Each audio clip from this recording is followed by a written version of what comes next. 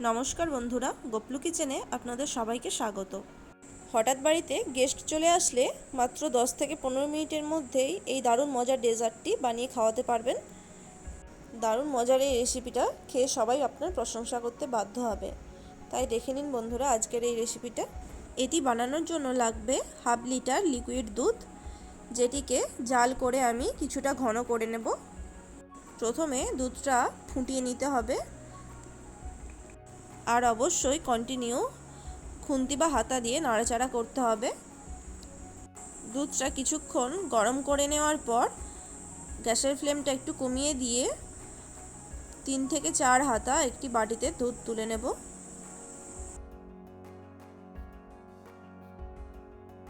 এবার ওই বাটির মধ্যে যেই দুধটা তুলে রেখেছিলাম ওর মধ্যে দিয়ে দেব গুঁড়ো দুধ।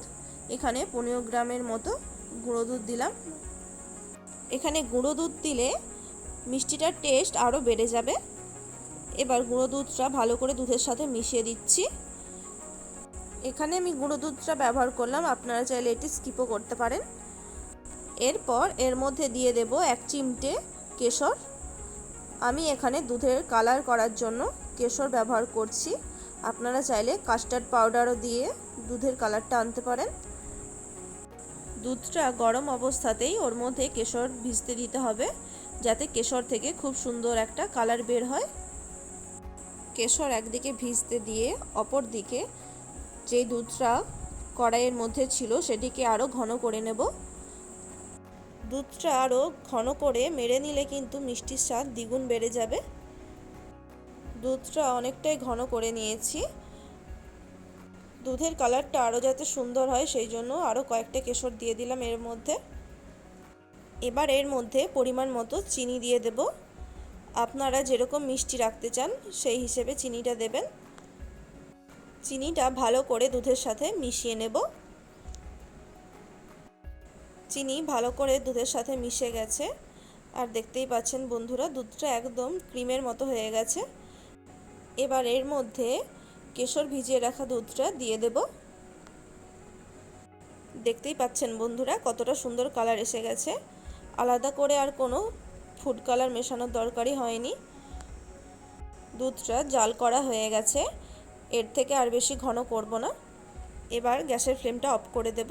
এরপর মিষ্টিটা বানানোর জন্য দেখুন বন্ধুরা এইরকম ব্রেড নিয়েছি। এরকম একটি ঢাকনা দিয়ে ব্রেডের মাঝখানে গোল করে কেটে নেব। বাইরের লাল অংশটা নেব না, ভেতরের সাদা অংশটুকুই কেটে নেব। আর রসমালাইগুলো আমি গোল গোল বানাবো, সেই জন্য এরকম একটি গোল ঢাকনা নিয়েছি। আপনারা চাইলে চৌকো করে কেটেও বানাতে পারেন। আর একটা ব্রেড থেকে একটা মাত্রই রসমালাই বানানো যাবে। একই রকমভাবে আরও কয়েকটা ব্রেড এভাবে কেটে নেব। আর বন্ধুরা একটা রসমালাই বানানোর জন্য 2টো ব্রেড লাগবে। ব্রেডগুলো বেলে নেওয়ার কোনোই দরকার নেই, এভাবে কেটে নিলেই চলবে, তবে মিষ্টিগুলো একদম নরম তুলতুলে হবে। একই রকমভাবে কয়েকটা ব্রেড কেটে নিয়েছি। এবার মিষ্টিগুলো বানিয়ে নেব। একটা ব্রেড নিয়েছি, এর এক ধার বরাবর ওই যে দুধটা বানিয়ে রেখেছিলাম সেটি লাগিয়ে দেব। এখানে জল দিলেও চলবে। এক সাইড করে মালাই বা দুধটা লাগিয়ে নেওয়ার পর এবার ওই ব্রেডের মাঝখানে কুচিয়ে রাখা পেস্তা এবং আমন্ড দিয়ে দেব। এরপর আরও একটি ব্রেড নেব, একই রকমভাবে সেটিরও ধার বরাবর মালাই লাগিয়ে দেব। এইরকম ধারের দিকে মালাই লাগিয়ে নেওয়ার পর এরপর আগে যে ব্রেডটা তৈরি করেছিলাম ওর ওপরে এই ব্রেডটা চাপিয়ে ধারের দিকে সিল করে দেব, যাতে ভেতরে থাকা বাদাম কুচি না বাইরে বেরিয়ে আসে। দেখতেই পাচ্ছেন মিষ্টিটা কতটা সুন্দর তৈরি করে নিয়েছি।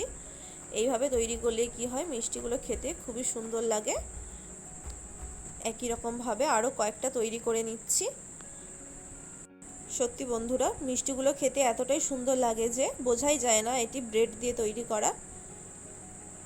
একদম অবিকল রসমালাইয়ের মতো এই রেসিপিটা দারুণ টেস্টি খেতে হয়। স্বাদের হয়তো সামান্য ফারাক থাকে, না হলে কেউ একবার দেখে বুঝতেই পারবে না এটি দোকান থেকে কেনা নাকি বাড়িতে বানানো। দেখুন বন্ধুরা, এভাবে কয়েকটা রসমালাই বানিয়ে নিয়েছি। এবার এগুলিকে পরপর সাজিয়ে প্লেটে তুলে নেব। ব্যাস, আর কিছুই না। এবার ওপর থেকে এর মধ্যে যেই মালাইটা তৈরি করে রেখেছিলাম সেটি হাতায় করে দিয়ে দেব। আর মালাইটা দেওয়ার আগে আমি হালকা একটু গরম করে নিয়েছিলাম, যাতে ব্রেডটা ভালো মতো মালাইটা শুষে নেয় আর যেন খেতেও খুব সফট হয়। দেখুন, এইভাবে ভরে ভরে ব্রেডের ওপর মালাই ঢেলে দিতে হবে, যাতে কোনো অংশেই ফাঁক না থাকে। আর একটু বেশি করেই এর মধ্যে মালাইটা দিতে হবে, যেহেতু ব্রেডগুলো খুব স্পঞ্জি হয়ে আছে, তাই তাড়াতাড়ি রস টেনে নেবে। এবার এর মধ্যে আমন্ড আর পেস্তা কুচি ছড়িয়ে দেব। কতটা সুন্দর দেখতে হয়েছে দেখুন বন্ধুরা। এটি দেখতেও যেমন সুন্দর বন্ধুরা, খেতেও কিন্তু ততটাই সুন্দর হয়েছিল। আজকের এই অসাধারণ সহজ রেসিপিটা কেমন লাগলো অবশ্যই কমেন্ট করে জানাবেন বন্ধুরা। ভালো লাগলে ভিডিওটিতে একটি লাইক করে দেবেন। আর আমার চ্যানেলে নতুন বন্ধু হয়ে থাকলে প্লিজ চ্যানেলটিকে সাবস্ক্রাইব করে পাশে থাকা বেল আইকনটি প্রেস করে দেবেন। ভালো থাকবেন, সুস্থ থাকবেন। রেসিপিটা সম্পূর্ণ দেখার জন্য অসংখ্য ধন্যবাদ।